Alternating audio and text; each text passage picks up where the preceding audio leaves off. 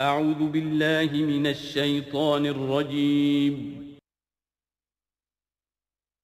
بسم اللہ الرحمن الرحیم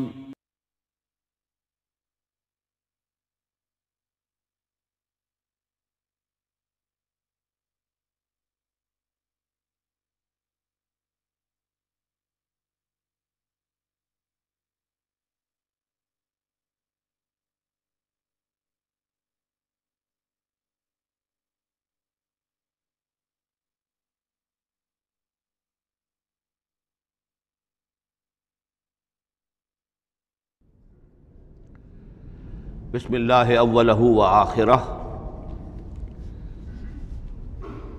پچھلی نشست میں جو گفتگو چل رہی تھی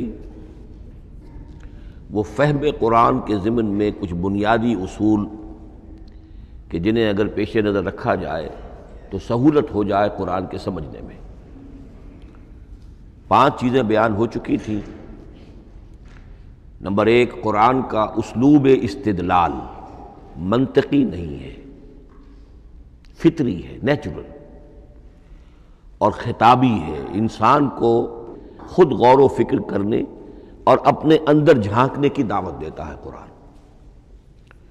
ثانیاً، قرآن مجید کی آیات میں تقسیم ہے محکمات اور متشابہات، اور سورہ آل عمران میں جہاں اس کا ذکر ہے فرما دیا گیا ہے کہ اہل ایمان کا شیوہ یہ ہونا چاہیے کہ وہ محکمات پر اپنی توجہ کو مرکوز رکھیں اور متشابہات کے بارے میں اجمالی طور پر یقین رکھیں کہ اللہ کی طرف سے ہے، یقیناً حق ہے، چاہے وہ ہماری سمجھ میں آئی ہے یا نہیں آئی۔ لیکن اس میں جو ایک براڈ تقسیم ہے وہ یہ کہ آیات الاحکام سب کی سب محکمات ہیں مستقل، اور عالم غیب، عالم آخرہ، عالم برزخ، عالم ارواح، عالم ملائکہ، اس کے تمام امور مستقل طور پر متشابہات میں سے ہے۔ البتہ ایک تیسری کیٹیگری ہے کہ جو سائنٹیفک فینومینا کے ضمن میں ہو سکتا ہے کہ ایک شے آج متشابہات میں ہو، کل وہ محکمات میں داخل ہو جائے، جبکہ انسانی علم جو ہے وہاں تک پہنچ جائے اور اس کا ادراک کر سکے۔ نمبر 3، تفسیر زیادہ تر لفظی طور پر اور نحو اور صرف سے بحث کرتی ہے، تعویل کا مقصد ہے اصل مدلول تک پہنچنے کی کوشش کرنا۔ نمبر 4، تعویل میں عام اور خاص، خاص کانٹیکسٹ میں، زمان و مکان کے خاص کانٹیکسٹ میں جب قرآن نازل ہوا تو کسی آیت کا کیا اصل مفہوم تھا جو سمجھا گیا۔ اس میں شان نزول کی روایات کو بھی اہمیت حاصل ہوگی۔ لیکن چونکہ قرآن مجید صرف اس دور کے لیے یا اس علاقے کے لوگوں کے لیے ہدایت نامہ بن کر نہیں آیا تھا، بلکہ پوری نوع انسانی کے لیے تا ابد الآباد، لہذا اسی میں وہ مضمر ہے، اس میں وہ ہدایت مضمر ہے کہ تعویل عام کر کے آیت کے الفاظ، ان کا در و بست اور آیت کا سیاق و سباق اس کے حوالے سے، اور القرآن یفسر بعضہ بعضا کے حوالے سے یقیناً جو ہے اس میں ابدی ہدایت جو مضمر ہے وہ بھی حاصل کی جا سکتی ہے۔ نمبر 5، تذکر اور تدبر کا فرق، یہ دونوں الفاظ قرآن کے ہیں۔ تذکر کے لیے 4 مرتبہ اللہ نے سورہ قمر میں چیلنجنگ انداز میں فرمایا ہے وَلَقَدْ يَسَّرْنَا الْقُرْآنَ لِلذِّكْرِ فَهَلْ مِن مُّدَّكِرٍ، ہم نے قرآن کو ذکر کے لیے، تذکر کے لیے، ہدایت اخذ کرنے کے لیے، بنیادی نصیحت حاصل کرنے کے لیے نہایت آسان بنایا ہے۔ تو ہے کوئی جو اس سے تذکر کرنا چاہے؟ اس تذکر بالقرآن کے لیے صرف یہ کافی ہے کہ انسان عربی زبان سے اتنا واقف ہو کہ اس کا ایک براہ راست مفہوم سمجھتا چلا جائے، اور دوسری شرط لازم ہے نیت کی درستی، طلب ہدایت پیش نظر ہو، اپنے علم کی دھونس جمانا جو ہے وہ مقصود نہ ہو، تو قرآن مجید سے تذکر حاصل ہو جائے۔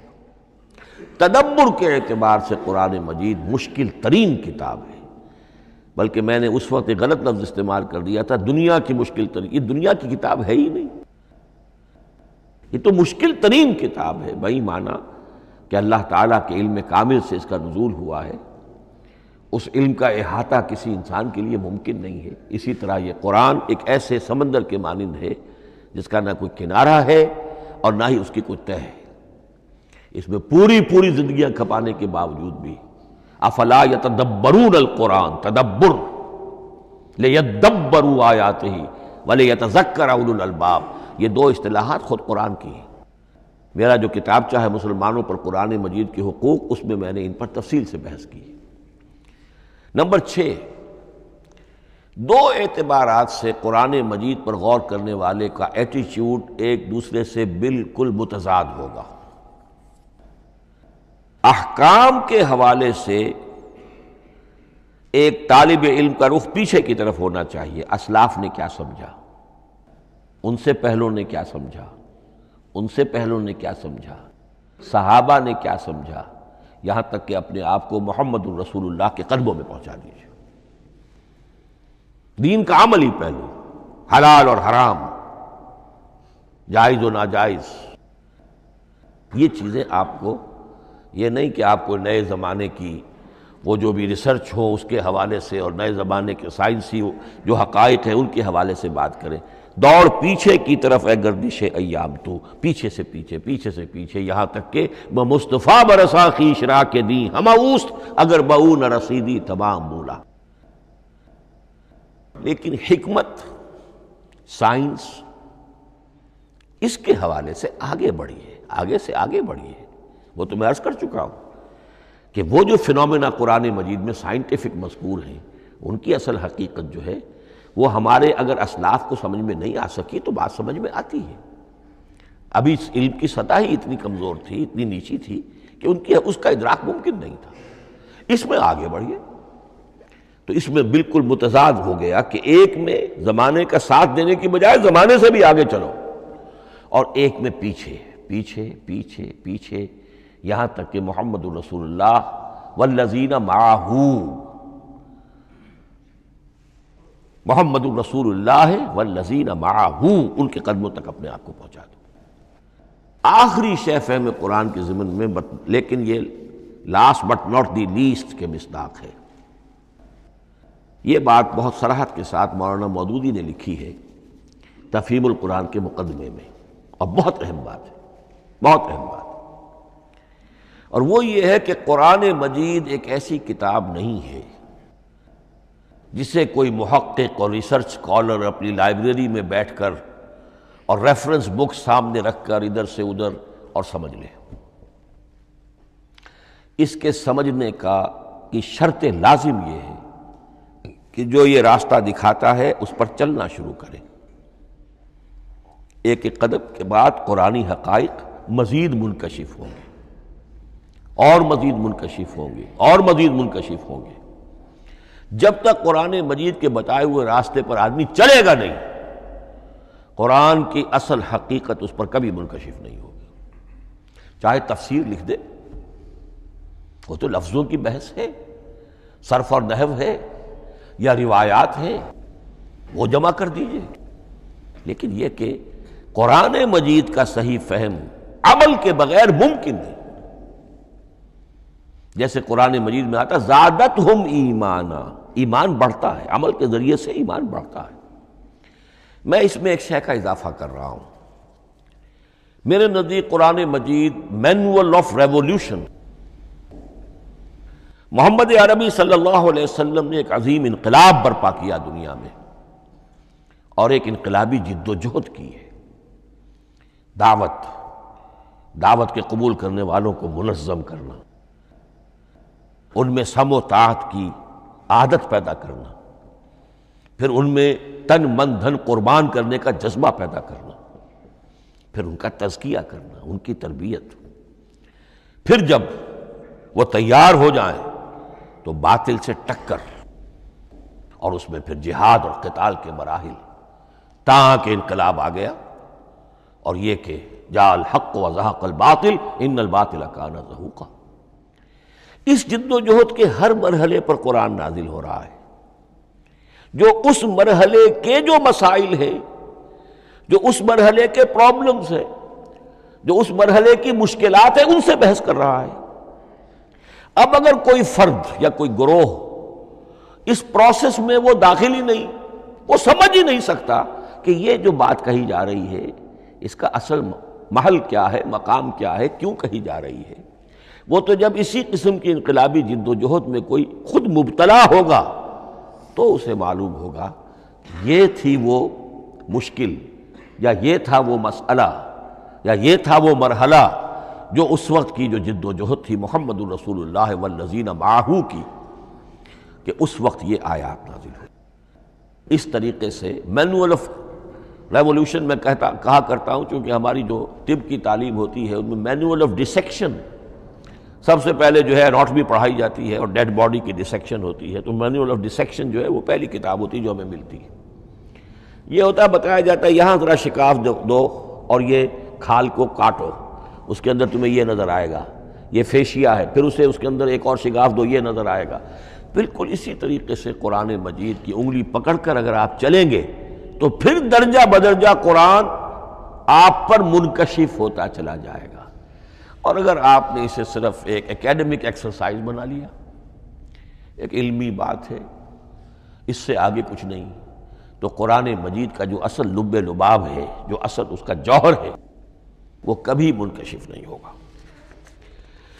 اب آئیے ایک اہم موضوع، اعجاز قرآن کے وجوہ کیا ہیں۔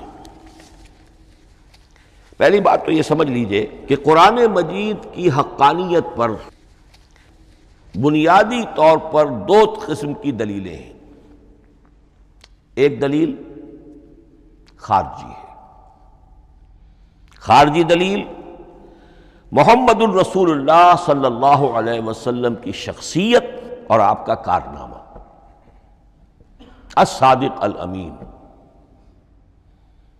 قد لبثت فیکم عمرا، میں تمہارے مابین ایک عمر گزار چکا ہوں، تم نے مجھے دیکھا، میرا کردار دیکھا، تم نے خود مجھے الصادق اور الامین کا جو ہے خطاب دیا، تو خود حضور کی شخصیت دلیل ہے قرآن مجید کی حقانیت پر۔ اس اعتبار سے ایک مضمون بہت اہم ہے، اور وہ یہ کہ قرآن اور محمد صلی اللہ علیہ وسلم اس طرح ایک دوسرے کے ساتھ جڑے ہوئے ہیں، گتھے ہوئے ہیں، ایک وحدت بن گئے ہیں، ایک آرگینک ہول بن گئے ہیں، کہ ایک دوسرے کے لیے شاہد بھی ہے اور ایک دوسرے کے لیے کمپلیمنٹری بھی ہے، جس کے لیے میں دو مقامات سے استشہاد کروں گا۔ سورہ بینہ میں فرمایا لم یکن الذین کفروا من اہل الکتاب والمشرکین منفکین حتی تأتیہم البینہ، اہل کتاب میں سے اور کفار میں سے، مشرکین میں سے جو لوگ جنہوں نے کہ کفر کیا تھا، وہ علیحدہ نہیں کیے جا سکتے تھے جب تک کہ بینہ نہ آ جاتی۔ اب بینہ کیا ہے؟ رسول من اللہ یتلو صحفا مطہرۃ فیہا کتب قیمہ، بینہ دو چیزوں سے مل کر بنی، رسول من اللہ یتلو صحفا مطہرۃ فیہا کتب قیمہ، رسول اور قرآن مل کر بینہ ہے، رسول کی شخصیت بین ہے، اور یہ قرآن مجید کے لیے دلیل ہے۔ دوسری طرف قرآن مجید محمد کی رسالت کا ثبوت ہے، جیسے کہ آپ دیکھتے ہیں یاسین والقرآن الحکیم انک لمن المرسلین، والقرآن الحکیم، قسم ہے اس قرآن حکیم کی، یعنی یہ قرآن حکیم گواہ ہے، شاہد عادل ہے کہ اے محمد آپ اللہ کے رسول ہیں۔ محمد کی شخصیت، حقانیت قرآن پر دلیل، قرآن محمد کی رسالت پر دلیل، ایک دوسرے کے شاہد۔ دوسرا مقام سورہ طلاق کا ہے، قد انزل الیکم ذکرا، دیکھو لوگو اللہ نے تمہارے لیے یاد دہانی ذکر نازل کر دیا ہے۔ وہ یاد دہانی کیا ہے؟ رسولا یتلو علیکم آیات اللہ مبینات، اللہ کا ایک رسول جو تمہیں پڑھ کر سنا رہا ہے اللہ کی آیات بینات۔ یہ دونوں چیزیں مل کر بینہ بنا، دونوں چیزیں مل کر ذکرا بنا۔ اس حوالے سے یہ دونوں چیزیں ایک دوسرے کے ساتھ یوں سمجھیے کہ اس طریقے سے گتھی ہوئی ہیں دونوں حقیقتیں، اس طرح جمع ہیں کہ ایک دوسرے سے جدا نہیں کی جا سکتی۔ اگلی بات یہ سمجھیے کہ قرآن مجید محمد الرسول اللہ کا اصل معجزہ، بلکہ اس سے آگے بڑھ کر ایک لفظ استعمال کروں گا، واحد معجزہ ہے۔ آپ شاید حیران ہو کہ اور بھی تو معجزات بیان ہوتے ہیں حضور کے، لیکن میری بات سمجھیے، غور کیجیے، ان واقعات سے مجھے انکار نہیں ہے، لیکن جو بات میں کہنا چاہتا ہوں اس کو اچھی طرح سمجھیے۔ معجزہ کہتے کسے ہیں؟ معجزہ عاجز کر دینے والی شے۔ اس معجزے میں دو چیزیں ہونی لازم ہیں، دعویٰ اور تحدی، چیلنج۔ جب کہ کوئی خرق عادت کوئی شے پیدا ہو جائے، خرق عادت اسے کہتے ہیں کہ فزیکل لا ایک ہے، پانی، واٹر کیپس اٹس سرفیس، حضرت موسیٰ کا عصا اس پر لگا اور سمندر پھٹ گیا، خرق عادت ہے، یعنی جو عادی قانون ہے، عام طور پر جو قوانین طبعیہ ہیں ان کا پھٹ جانا، ختم ہو جانا، ٹوٹ جانا، اور کسی حقیقت کا اس میں سے ظاہر ہو جانا جو ان فزیکل لاز کے خلاف۔ آگ کے بارے میں قانون کیا ہے؟ وہ جلاتی ہے، لیکن یہ کہ یہ معجزہ ہے، یہ خرق عادت ہے کہ حضرت ابراہیم آگ میں ڈالے گئے، اس نے نہیں جلایا، یا نارو کونی بردن و سلاما علی ابراہیم۔ تو خرق عادت کو اب دو قسموں میں آپ سمجھیے۔ ایک خرق عادت وہ ہے جو دعوے کے ساتھ پیش کیا جائے، اپنی صداقت، اپنی رسالت کی حقانیت اور صداقت کے ثبوت کے طور پر، اور اس میں چیلنج کیا جائے کہ آؤ مقابلہ کر لو۔ وہ اس رسول کا اصل معجزہ ہوتا ہے۔ ایک خرق عادت وہ ہے جو اللہ تعالیٰ اپنے نیک بندوں کی بزرگی کو ظاہر کرنے کے لیے، غیر انبیاء کے لیے بھی کرامات جنہیں ہم کہتے ہیں ہو جاتی ہے۔ بہت سے صحابہ سے وہ کرامات ثابت ہیں۔ حضرت عمر رضی اللہ تعالی عنہ کو شام کا میدان جنگ دکھا دیا گیا، یا ساریۃ الی الجبل کے الفاظ آپ نے فرمائے۔ ابھی تو ٹیلی ویژن کہیں نہیں تھا، ابھی یہ سارے وسائل و ذرائع موجود نہیں تھے، یہ خرق عادت ہے۔ غیر نبی کے لیے اسے ہم کہیں گے کہ یہ کرامات ہیں۔ نبی کے لیے لفظ معجزہ اختیار کر لیا جاتا ہے، لیکن معجزہ اس کو نہیں کہنا چاہیے، اصل میں یہ بھی نبی کے لیے کرامات کے درجے کی شے ہے جو اس سے بلند ہے۔ معجزہ وہ ہے جسے کوئی نبی دلیل کے طور پر پیش کرے اور اس پر چیلنج کرے کہ آؤ اور مقابلہ کرو۔ مثلا حضرت موسیٰ علیہ السلام کو دو معجزے دیے گئے، اور اس میں سے جو سانپ بن جانا تھا لاٹھی کا، وہ معجزہ ہے جس پر چیلنج بھی آیا اور ساحروں سے مقابلہ بھی کیا، اور ساحر شکست کھا گئے، عاجز آ گئے۔ القی السحرۃ ساجدین، وہ سارے جادوگر جو ہیں فوری طور پر بے اختیار سجدے میں گر گئے۔ آمنا برب موسیٰ و ہارون، ہم ایمان لے آئے موسیٰ اور ہارون کے رب پر۔ یہ معجزہ ہے۔ اس معنی میں محمد الرسول اللہ صلی اللہ علیہ وسلم کا معجزہ صرف قرآن حکیم۔ قرآن مجید میں آپ سورہ انعام میں بھی دیکھیں گے بہت ہی شدت کے ساتھ، سورہ بنی اسرائیل میں دیکھیں گے بڑی تفصیل کے ساتھ معجزے طلب کیے گئے۔ آپ اس مکے کی سرزمین میں ابھی ہمارے دیکھتے ہی دیکھتے چشمہ نکال دیجئے، ہم مان لیں گے آپ اللہ کے رسول ہیں۔ آپ ہماری نگاہوں کے سامنے آسمان پر چڑھ کر دکھائیے، پھر وہاں سے کتاب لے کر اتریے، پھر ہم سمجھ لیں گے آپ اللہ کے رسول ہیں۔ آپ کے لیے چشم زدن میں کوئی محل سونے کا چاندی کا تیار ہو جائے، مان لیں گے آپ کو اللہ کے رسول ہیں۔ آپ اس بے آب و گیا وادی میں فوراً ایک باغ جو ہے اپنے لیے بنا کے دکھا دیں، مان لیں گے کہ آپ اللہ کے رسول ہیں۔ ایسے تمام مطالبات پر اللہ تعالیٰ کی طرف سے کوڑا جواب ملا، اللہ اس قسم کی کوئی شے نہیں دکھائے گا۔ بلکہ سورہ انعام جب ہم پڑھیں گے وہاں تو بہت ہی واقعہ یہ ہے کہ اس کو پڑھ کر رقت طاری ہوتی ہے کہ ایک موقع پر ایسا محسوس ہوتا ہے کہ حضور صلی اللہ علیہ وسلم کی طبیعت مبارکہ میں یہ خیال پیدا ہو گیا کہ اللہ کو ایسی شے ان کو دکھائی دی جائے تاکہ چپ تو ہو جائیں، نہ بھی مانیں گے چپ تو ہوں گے، ورنہ تو عوام کے سامنے ان کی دلیل مجھ پر قائم ہو رہی ہے کہ بھائی یہ رسالت کے مدعی ہے، ہم کہتے ہیں معجزہ دکھاؤ، معجزہ نہیں دکھاتے، تو پوزیشن میری جو ہے کمزور ہو رہی ہے۔ وہاں جس انداز میں اللہ نے کہا ہے، ہرگز نہیں، اے نبی اگر آپ کے اختیار میں ہے تو کہیں آسمان پر سیڑھی لگا لیجئے یا زمین میں سرنگ لگا کے کوئی معجزہ لا سکتے ہو تو لے آئیے، ہم نہیں دکھائیں گے۔ رقت طاری ہوتی ہے۔ تو حضور کا معجزہ اس معنی میں صرف ایک ہے اور وہ قرآن ہے۔ اچھا، اس کے لیے کیسے کیسے چیلنج کیے گئے؟ ام یقولون تقولہ بل لا یؤمنون فلیاتوا بحدیث مثلہ ان کانوا صادقین، سورۃ الطور۔ کیا ان لوگوں کا کہنا یہ ہے کہ یہ کلام خود محمد نے موضوع کر لیا ہے صلی اللہ علیہ وسلم؟ تو اگر ایسی بات ہے تو وہ بھی ایسا ہی کلام پیش کر دیں۔ تحدی، اس چیلنج کو کوئی قبول نہیں کر سکا۔ کم سے کم اس شرافت کا اقرار کرنا پڑتا ہے کہ اس وقت عرب قوم میں یہ شرافت تھی کہ کسی نے اٹیمپٹ بھی نہیں کی، ورنہ کوئی شخص الٹی سیدھی عبارت لکھ کر لے آتا اور کھڑا ہو کر کہہ دیتا کہ ٹھیک میں کہتا ہوں یہ ہے، یہ قرآن کی طرح کا کلام ہے۔ نہیں، کسی نے نہیں کیا۔ تاریخ یہ بتاتی ہے کہ اس تحدی کا کوئی کسی نے قبول نہیں کیا۔ اسی طرح فرمایا سورہ بنی اسرائیل میں قُلْ لَئِنِ اجْتَمَعَتِ الْإِنسُ وَالْجِنُّ عَلَىٰ أَن يَأْتُوا بِمِثْلِ هَٰذَا الْقُرْآنِ لَا يَأْتُونَ بِمِثْلِهِ وَلَوْ كَانَ بَعْضُهُمْ لِبَعْضٍ ظَهِيرًا۔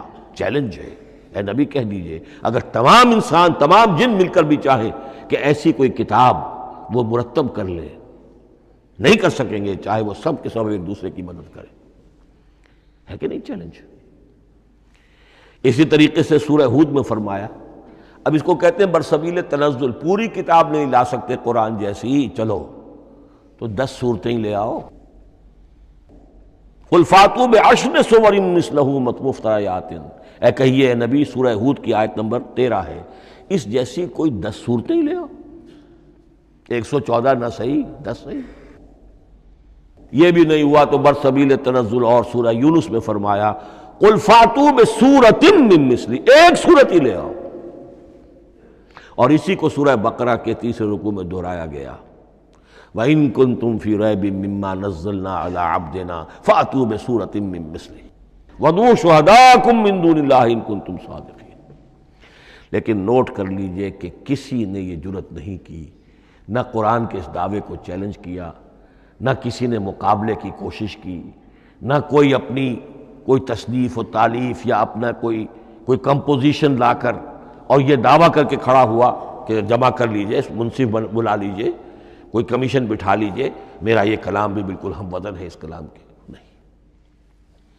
اب ہمیں دیکھنا یہ ہے کہ وجوہ اعجاز قرآن مجید کے کیا کیا ہیں۔ معجزہ تو یہ ہے، حضور کا اصل معجزہ یہ ہے، لیکن معجزہ کس کس پہلو سے ہے؟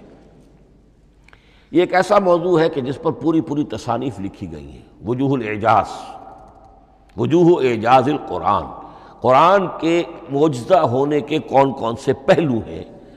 اس کا واقعہ یہ ہے کہ احسان ناممکن ہے، اور جیسے جیسے زمانہ آگے بڑھے گا اس کے اور پہلو واضح ہوتے جائیں گے۔ سنوریہم آیاتنا فی الآفاق وفی انفسہم حتی یتبین لہم انہ الحق۔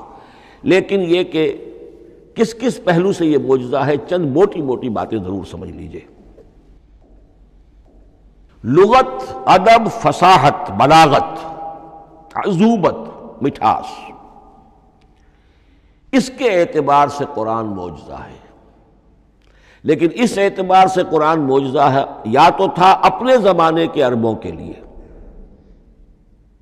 غیر عرب کے لیے تو نہیں تھا۔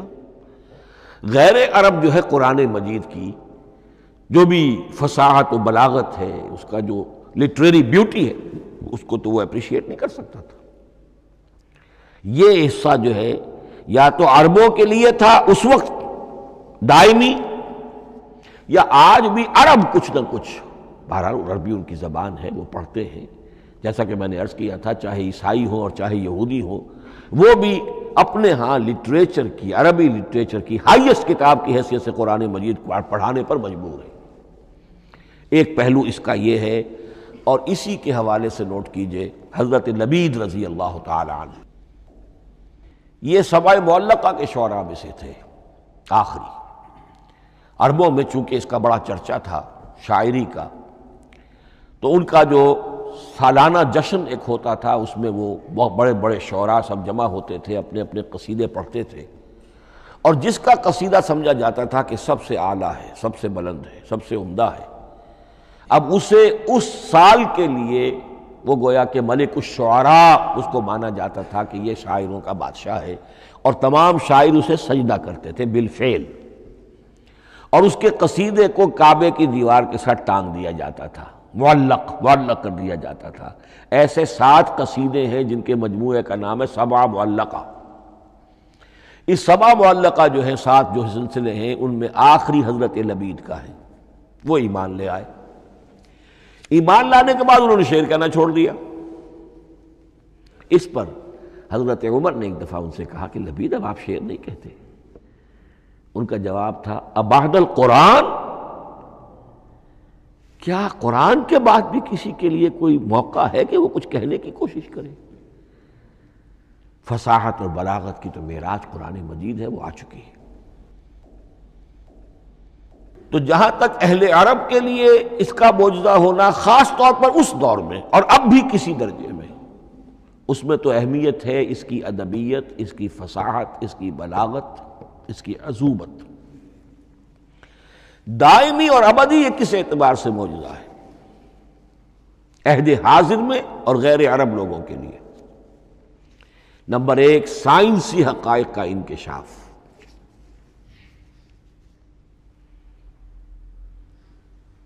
جس طریقے سے کہ یہ سائنسی حقائق منکشف ہوتے چلے جا رہے ہیں ابدی طور پر۔ میں ڈاکٹر مورس بکائی کا حوالہ دے چکا ہوں اور پروفیسر ڈاکٹر کیتھل مور کا حوالہ دے چکا ہوں، ان کو ذہن میں رکھیے۔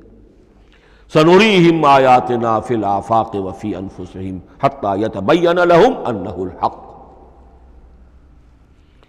نمبر 2، حضور کا وہ کارنامہ کہ آپ نے ایک عظیم انقلاب برپا کر کے دکھایا اور وہ نظام قائم کر کے دکھایا کہ جس سے بہتر، جس سے عادلانہ، جس سے زیادہ منصفانہ کوئی نظام دنیا میں نہ آج تک قائم ہوا ہے اور نہ اس کی کوئی دوسری نظیر پیش کی جا سکتی۔ یہ ہے سب سے بڑا معجزہ، اور معجزہ ہوا قرآن سے۔ اتر کر حرا سے سوئے قوم آیا اور ایک نسخہ کیمیا ساتھ لایا۔ یہ سارا معجزہ، جیسا کہ میں نے شروع میں عرض کیا ہے، محمد اور قرآن دونوں مل کر بینہ بھی ہے تو رسول من اللہ یتلو صحفا مطہرۃ فیہا کتب قیمہ، اور قد انزل الیکم ذکرا رسولا یتلو علیکم آیات اللہ المبینات۔ یہ معجزہ جو ہے جس کے حوالے سے دنیا میں بڑی بڑی شخصیات نے شہادت دی۔ ایم این رائے اس صدی کا ایک بہت بڑا انقلابی شخص، کمیونسٹ انٹرنیشنل کا رکن، اس صدی کی ابتدا میں جو شورا تھا، جو غلغلہ تھا، جو ولولہ تھا بولشوک ریولوشن کا، اور جو دنیا کے اندر ایک دھوم مچ گئی تھی، اس کو ذہن میں رکھیے۔ اور اس میں کمیونسٹ انٹرنیشنل کا رکن ایم این رائے 1920 میں اس نے لاہور میں ایک خطبہ دیا تھا، ہسٹوریکل رول آف اسلام، اور اس نے کہا تھا تاریخ انسانی کا عظیم ترین انقلاب وہ ہے کہ جو محمد نے برپا کیا صلی اللہ علیہ وسلم۔ آج بھی یہ کتاب بھارت میں چھپتی ہے، بامبے کا ایک پبلشر شائع کرتا ہے، historical role of Islam by M N Roy. پھر آگے چلیے، ایچ جی ویلز اگرچہ انتہائی رقیق حملے کرتا ہے حضور کی زندگی کے بعض پہلوؤں پر، جیسے رشدی نے کیے ہیں یا جیسے تسلیمہ نسرین ایک بنگالی خاتون نے کیے ہیں، اسی طرح کے حملے کیے اس نے بھی۔ اور یہ اس لیے بتا رہا ہوں کہ یہ اسٹیبلش ہو جائے کہ وہ دوست نہیں ہے، دشمن ہے۔ عربی کا ایک مقولہ یہ ہے کہ الفضل ما شہدت بہ الاعداء، اصل فضیلت تو اس شے کی ہے جس کی گواہی دشمن دے۔ دوست تو تعریف کریں گے، قابل تعریف شے کی بھی تعریف کریں گے، بڑھ چڑھ کر کریں گے۔ یہ بھی ہو سکتا ہے کسی قابل مذمت شے کی بھی تعریف کر بیٹھے، دوست تو ہوئے۔ دشمن جو ہے وہ تو ظاہر بات ہے اسی بات کو مانے گا جس میں کسی شک و شبہ کی گنجائش نہ ہو۔ اس لیے میں نے عرض کیا کہ دشمن ہے، رقیق حملے کرتا ہے، لیکن آخر میں جب آتا ہے concise history of the world میں چیپٹر جو ہے حضور پر، اس میں خطبہ حجۃ الوداع کا وہ حوالہ دیتا ہے، لا فضل لعربی علی عجمی ولا لعجمی علی عربی ولا لاحمر علی اسود ولا لاسود علی احمر الا بالتقوی۔ اور پھر لکھتا ہے کہ اگرچہ انسانی حریت و اخوت و مساوات کے واعظ تو پہلے بھی بہت کہے گئے تھے، یہاں تک کہ مسیح ناصری حضرت عیسیٰ علیہ السلام کے ہاں بھی ہمیں بڑے واعظ ملتے ہیں، لیکن یہ ماننا پڑتا ہے کہ تاریخ انسانی میں پہلی مرتبہ ان اصولوں پر ایک انسانی معاشرہ قائم کر کے دکھایا محمد نے صلی اللہ علیہ وسلم۔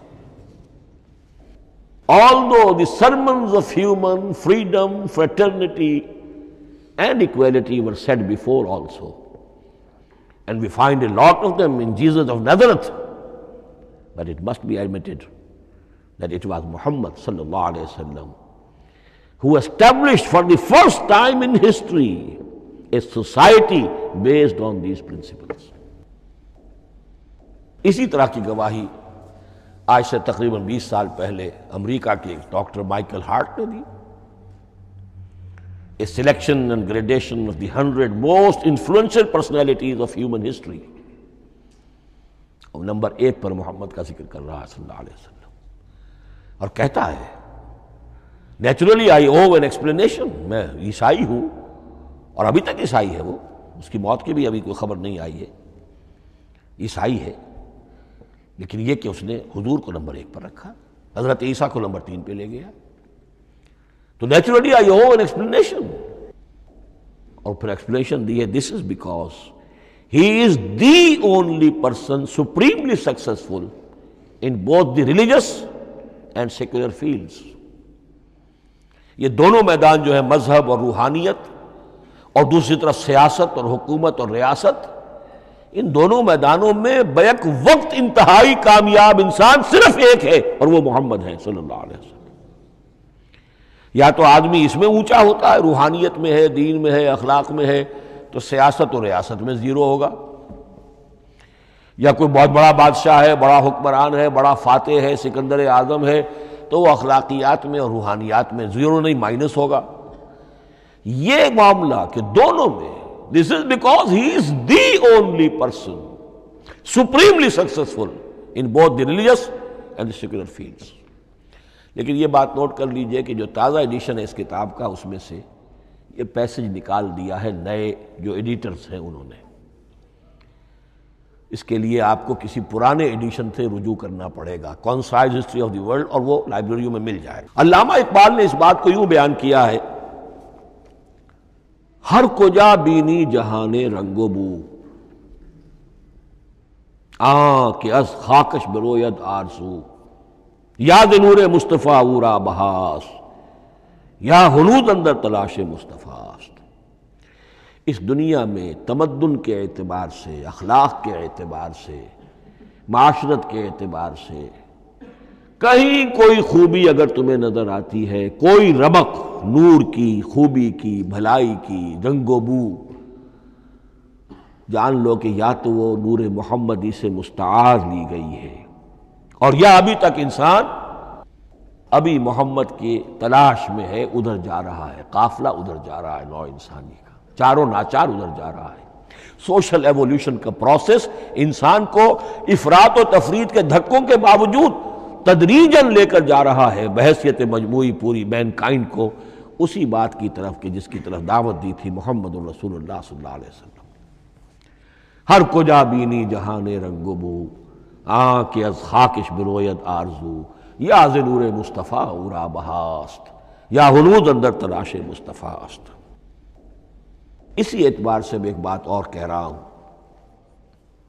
اس پہلو سے واقعہ یہ ہے کہ میرے نزدیک اس دور میں اعجاز قرآن کی سب سے بڑی نمائندہ شخصیت، اعجاز قرآن کا سب سے بڑا مظہر علامہ اقبال کی ذات ہے. 20ویں صدی کا مفکر، فلسفی، مشرق و مغرب کے فلسفے پڑھ چکا، قدیم اور جدید فلسفہ سب کا مطالعہ کیا، اور اس کے بعد اس کو قرآن کی حقانیت پر جو یقین نظر آیا ہے، قرآن کی عظمت جس طرح اس پر منکشف ہوئی ہے، وہ واقعہ یہ ہے کہ مجھے کم سے کم اپنی محدود معلومات کی حد تک عظمت قرآن کا وہ انکشاف کسی دوسرے شخص پر نظر نہیں آتا. انہوں نے جس طریقے سے مرثیے کہے ہیں کہ مسلمان قوم نے کس طرح قرآن کو چھوڑا ہوا ہے، واعظ ہے تو قرآن سے نہیں، کہیں اور سے۔ تربیت اور تزکیہ نفس ہے تو اس کا تعلق قرآن سے نہیں، وہ بھی کچھ اور مستعار چیزیں ادھر سے ادھر سے لے لی ہیں۔ فلسفے ہیں تو کہیں اور سے لے لیے ہیں، قرآن سے حکمت جو ہے وہ اخذ نہیں کی گئی ہے۔ کیسے کیسے انہوں نے عظمت قرآن کا جو انکشاف ان پر ہوا اس کی تعبیر کی ہے۔ کتاب زندہ قرآن حکیم، حکمت او لا یزال است و قدیم، حرف اورا ریب نئے، تبدیل نئے، آیا شرمندہ تعویل نئے، فاش گویا ماں سے در دل مضمر است، یہ کتابیں نیز چیزیں دیگر است، مثل حق پنہاؤ ہم پیداستو، زندہ و پائندہ و گویاستو، چون بجاں در رفت جہاں دیگر شود، جہاں چو دیگر شد جہاں دیگر شود۔ میں اس میں خاص طور پر 2 اشعار آپ کو اس وقت سنانا چاہتا ہوں۔ انہوں نے حضور سے مناجات کرتے ہوئے 2 اشعار کہیں، اس سے آپ کو اندازہ ہوگا کہ انہیں کتنا یقین تھا کہ میرے سارے فکر کا منبع قرآن حکیم ہے۔ کہتے ہیں گر دلم آئینہ بے جوہر است، اے اللہ کے رسول صلی اللہ علیہ وسلم، اگر میرا دل اس آئینے کے مانند ہے جس میں چمک نہیں ہے، ورب حرفم غیر قرآن مضمر است، اور اگر میرے پیغام میں قرآن کے سوا کوئی شے شامل ہو گئی ہے، قرآن کے سوا کوئی چیز اس میں چھپی ہوئی ہے، مضمر ہے، پردہ ناموس فکرم چاک کن، تو میرے فکر کی ناموس کے دھجیاں بکھیر دیجئے۔ پردہ ناموس فکرم چاک کن، این خیاباں راز خارم پاک کن، اس شاہراہ کو اس کانٹے سے پاک کر دیجئے، کانٹا میرا، میں کانٹے کے مانند ہوں، پھر اٹھا کر پھینک دیجئے۔ روز محشر خار و رسوا کن مرا، بے نصیب از بوسہ پاک کن مرا، قیامت کے دن مجھے ذلیل و خوار کیجیے گا اور اپنے قدموں، اپنے پائے مبارک کا بوسہ لینے سے محروم کر دیجیے گا۔ یہ اتنی بڑی بد دعا جو اقبال اپنے آپ کو دے رہا ہے، تو کس قدر یقین اسے حاصل ہے کہ اس نے قرآن کی ترجمانی کی ہے۔ اب آئیے، بہت چھوٹے چھوٹے 2 اور مضمون ہیں۔ قرآن حبل اللہ ہے، اس کے کیا معنی ہے؟ حبل رسی کو کہتے ہیں، اللہ کی رسی۔ حبل من مسد، سورہ لہب میں یہ لفظ آیا ہے۔ امام راغب نے اس کی تعبیر کی ہے، استعیر للوصل ولکل ما یتوصل به الی شیء، یا تو تعلق کو حبل سے استعارہ دیا جاتا ہے، استعارے کے طور پر حبل کا لفظ کسی تعلق کے لیے استعمال ہوتا ہے، یا کسی شے تک پہنچنے کا ذریعہ، وہ حبل ہے۔ اب یہ ہمیں لفظ ملتا ہے حضرت علی رضی اللہ تعالیٰ عنہ کی روایت میں، هو حبل اللہ المتین، ترمذی میں یہ الفاظ موجود ہیں، حضرت علی سے منقول ہے رضی اللہ تعالی عنہ، یہی ہے اللہ کی مضبوط رسی۔ کیونکہ قرآن مجید میں آتا ہے وَاعْتَصِمُوا بِحَبْلِ اللَّهِ جَمِيعًا، تو حبل اللہ کون سی ہے؟ پھر یہ حضرت عبداللہ ابن عمر سے بھی ہے، یہ روایت موجود ہے رزین میں، هو حبل اللہ المتین، یہ قرآن ہی اللہ کی مضبوط رسی ہے۔ اللہ سے اب اس کے 2 پہلو ہیں، ایک تو یہ کہ یہ اللہ سے جوڑنے والی ہے، تقرب اللہ کا ذریعہ ہے، وصول الی الشیء، کسی چیز تک پہنچانے والی شے، اس کا سہل ترین، اللہ کے تقرب کا سہل ترین ذریعہ، مؤثر ترین ذریعہ قرآن حکیم ہے۔ چنانچہ ترمذی میں حضرت عبداللہ ابن مسعود کا یہ قول موجود ہے، القرآن حبل اللہ الممدود من السماء الی الارض، قرآن تو اللہ کی وہ رسی ہے جو تنی ہوئی ہے آسمان سے زمین کی طرف۔ یہ ترمذی میں تو اصل میں اثر ہے، حضرت عبداللہ ابن مسعود کا قول ہے، لیکن یہ کہ زید ابن ارقم سے یہ الفاظ جو ہیں مرفوعاً کہ یہ حضور کے الفاظ ہیں، یہ بھی منقول ہے کہ حضور نے فرمایا کہ القرآن حبل اللہ الممدود من السماء الی الارض۔ اور ایک بڑی پیاری روایت ہے طبرانی کی معجم کبیر میں کہ ایک مرتبہ حضور اپنے حجرے سے برآمد ہوئے مسجد نبوی کے ایک گوشے میں دیکھا کچھ صحابہ بیٹھے ہوئے قرآن سمجھ رہے ہیں، سمجھا رہے ہیں، پڑھ رہے ہیں، مذاکرہ ہے قرآن۔ آپ کے چہرے پر بڑے بشاشت کے آثار ظاہر ہوئے، خوشی کے آثار۔ آپ چل کر تشریف لائے، پہلے ایک سوال کیا، الستم تشہدون اللہ الہ الا اللہ وانی رسول اللہ وہذا القرآن جاء من عند اللہ، کیا آپ لوگ اس کے گواہ نہیں ہیں کہ اللہ کے سوا کوئی معبود نہیں اور میں اللہ کا رسول ہوں، اور یہ قرآن خاص اللہ کے پاس سے آیا ہے؟ صحابہ کا جواب کیا ہو سکتا تھا؟ بلا یا رسول اللہ، کیوں نہیں اللہ کے رسول، ہم گواہ ہیں، اللہ کے سوا کوئی معبود نہیں، آپ اللہ کے رسول ہیں اور قرآن خاص اللہ کے پاس سے آیا ہے۔ اب آپ نے فرمایا فاستبشروا، خوشیاں مناؤ، فإن هذا القرآن طرفه بأيديكم وطرفه بيد اللہ، اس لیے کہ یہ قرآن وہ شے ہے کہ اس کا ایک سرا تمہارے ہاتھ میں ہے، ایک سرا اللہ کے ہاتھ میں۔ تو وصول الی اللہ کا مؤثر ترین طریقہ، تقرب الی اللہ کا مؤثر ترین طریقہ، سہل ترین طریقہ، شور شارٹ طریقہ وہ قرآن مجید ہے۔ اس اعتبار سے بھی کہ ہے ہی اللہ کی صفت، یہ ہم بحث کر چکے ہیں پہلے، اللہ کا کلام ہے، کلام صفت ہوتی ہے، اور صفت لا عین ولا غیر، یہ قرآن اللہ کا غیر نہیں ہے، ہم سمجھ نہیں سکتے، لیکن یہ کہ ہر صفت جو ہے وہ تو در حقیقت نہ عین ہے نہ غیر ہے۔ دوسری طرف یہی قرآن جو ہے حبل اللہ اس معنی میں بنتا ہے کہ مسلمانوں کو باہم جوڑنے والی شے، وَاعْتَصِمُوا بِحَبْلِ اللَّهِ جَمِيعًا وَلَا تَفَرَّقُوا، حبل اللہ کو مضبوطی کے ساتھ تھام لو، سب کے سب جمع ہو کر، یہ تمہیں تفرقے سے بچانے والی شے ہے۔ اس کی وجہ کیا ہے؟ ظاہر بات ہے کہ انسانوں جو ہے ان کے اندر اتحاد پیدا ہوگا اتحاد فکری کے نتیجے میں، فکر ایک ہو، نظریات ایک ہوں، ویلیوز ایک ہوں، مقاصد ایک ہوں، تبھی تو انسان متحد ہوں گے۔ یہ بھیڑوں کا غلہ تو نہیں ہے کہ چرواہے کی ایک لاٹھی کافی ہے ان کو جمع رکھنے کے لیے، وہ بھیڑوں کا غلہ ہے۔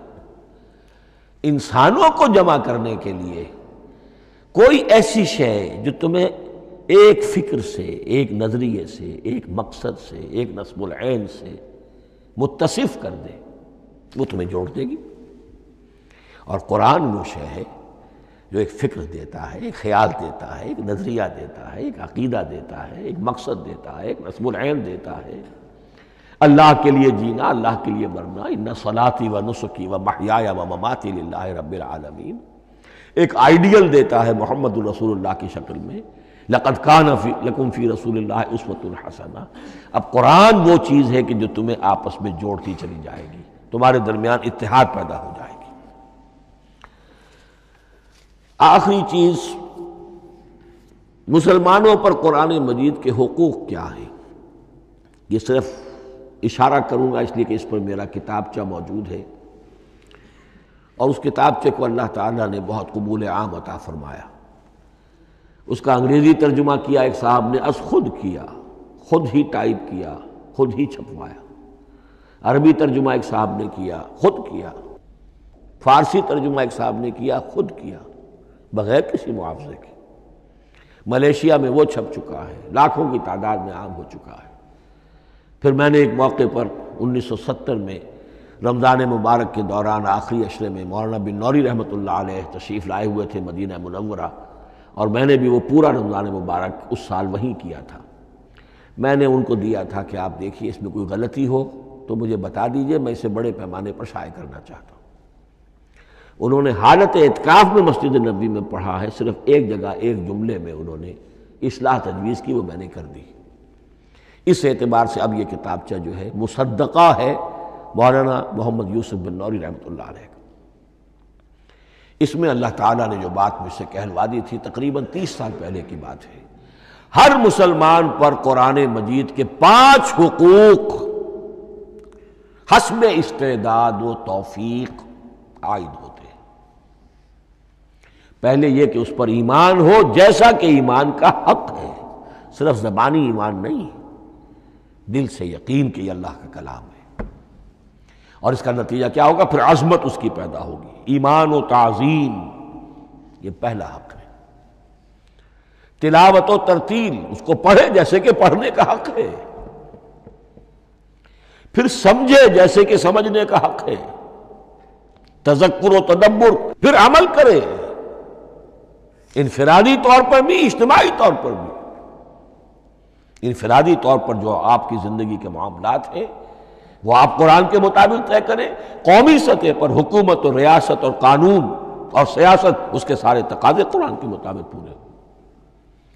اور آخری یہ کہ اس قرآن کو پہنچائیں اور عام کریں، جس کے لیے حضور نے اس حد تک اس میں عمومیت کر دی ہے کہ بلغوا انی ولو آیۃ، پہنچاؤ میری جانب سے خواہ ایک ہی آیت پہنچاؤ، میرا کوئی امتی اس سعادت سے بالکل محروم نہ رہ جائے۔ اول تو خیرکم من تعلم القرآن وعلمہ، تم میں سے بہترین لوگ وہ ہیں جو اسی کے لیے اپنے آپ کو وقف کر دیں، قرآن پڑھیں اور پڑھائیں، سیکھیں اور سکھائیں، سمجھیں اور سمجھائیں۔ اس لیے کہ سمجھنے اور سمجھانے، سیکھنے اور سکھانے، پڑھنے اور پڑھانے کا بھی کوئی ایک لیول تو نہیں ہے۔ ایک عام لوگوں کی سطح ہے، ایک ان سے اوپر کی سطح ہے، ایک انٹلیکچوئلز کی سطح ہے، ایک جینیس لوگوں کی سطح ہے۔ ان تمام سطحوں پر قرآن کو سمجھانے کے لیے، پہنچانے کے لیے خود بھی تو اوپر اٹھنا پڑے گا، خود اسے سیکھنا پڑے گا، خود اس کی گہرائی میں غوطہ زنی کرنی پڑے گی، اور یہ ایک لائف لانگ پروسیس ہے۔ یہ کوئی پارٹ ٹائم جاب نہیں ہے، یہ کوئی صرف پیس ٹائم نہیں ہے، یہ کوئی ہابی نہیں ہے۔ ہمہ وقت ہمہ تن خیرکم من تعلم القرآن وعلمہ۔ اب آخری بات بتا رہا ہوں، اور وہ یہ ہے کہ قرآن مجید وحی باللفظ ہے، صرف وحی بالمعنی نہیں ہے۔ یہ بحث اصل میں کیونکہ ہمارے پڑھے لکھے طبقے میں کچھ زیادہ ہو جاتی ہے، خاص طور پر جو مشنری اسکولوں وغیرہ میں پڑھے ہوں اور عیسائیت اور اس کے عقائد اور اس کے فلسفے کی کوئی تھوڑی بہت ان کو کوئی چھوت لگ گئی ہو۔ عیسائیوں کے ہاں یہ عقیدہ ہے، اجماعی عقیدہ ہے کہ وحی بالمعنی ہوتی ہے، یعنی وحی کا ایک مفہوم ہے جو نبی پر اتار دیا جاتا ہے، پھر نبی اپنے الفاظ میں اسے ادا کرتا ہے۔ لفظ اللہ کے نہیں ہوتے، لفظ نبی کے ہوتے ہیں، مفہوم اللہ کا ہوتا ہے۔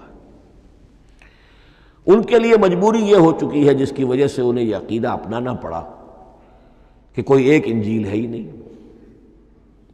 104 انجیلوں میں سے وہ انہوں نے 4 سلیکٹ کی تھی کینونیکل گاسپلز، باقی جو ہیں وہ اب وہ ان کو مستند نہیں مانتے، اپوکریفل کہتے ہیں۔ اور میں نے ایک مرتبہ ایک پادری صاحب سے، مسٹر وائٹ ہوتے تھے منٹگمری میں نے ان سے پوچھا which one of them is Bible, یہ متی اور یہ لیوک اور مارکس اور جان، ان میں سے کون سی بائبل کون سی ہے؟ تو اس نے جواب دیا none of them is Bible. Bible is in them. ان میں سے کوئی ایک بھی مشخص طور پر، معین طور پر بائبل نہیں ہے، بائبل ان میں ہے بحیثیت مجموعی۔ لہذا ان کے لیے یہ عقیدہ جو ہے وہ لازم سا ہو گیا۔ ہمارے ہاں بھی بعض فلاسفہ نے اس قسم کی باتیں کی ہے کہ جن سے یہ دھوکہ لگتا ہے، لیکن میں خاص طور پہ چونکہ علامہ اقبال کا تذکرہ میں نے آج کیا ہے، اسی حوالے سے میں ان کا ایک واقعہ بیان کرنا چاہتا ہوں۔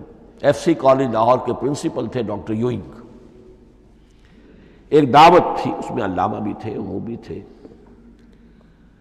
تو ڈاکٹر یوئنگ نے کہا، وہ بڑا فلسفی تھا،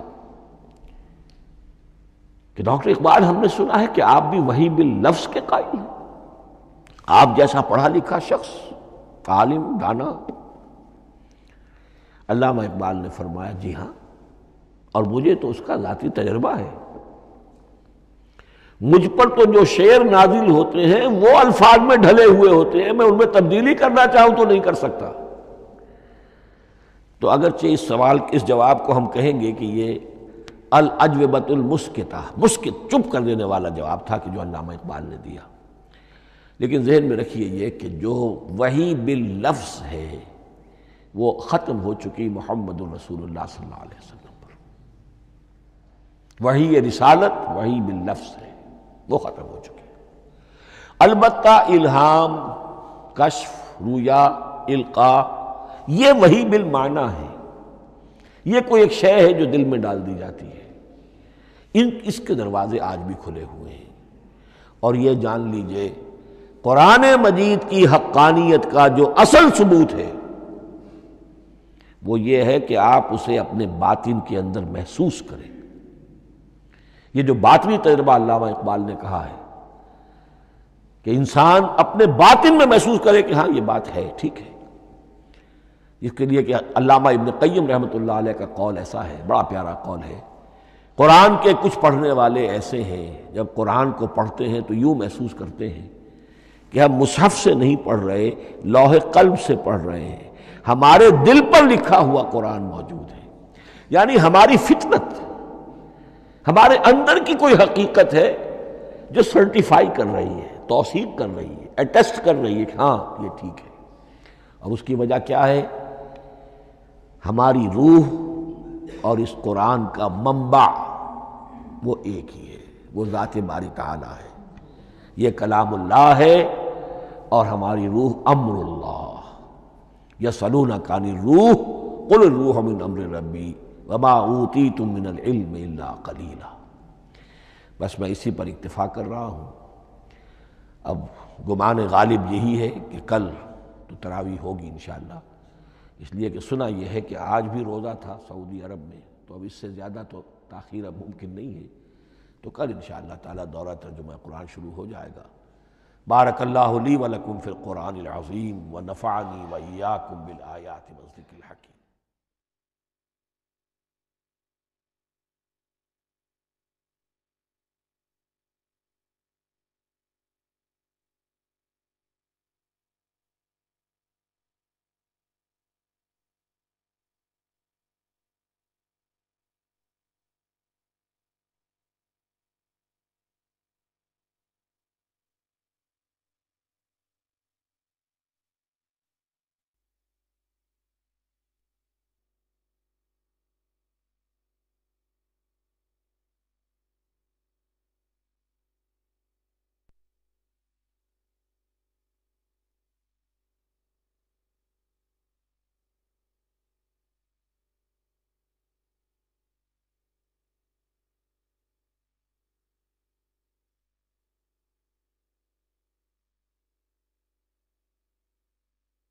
أعوذ بالله من الشيطان الرجيم.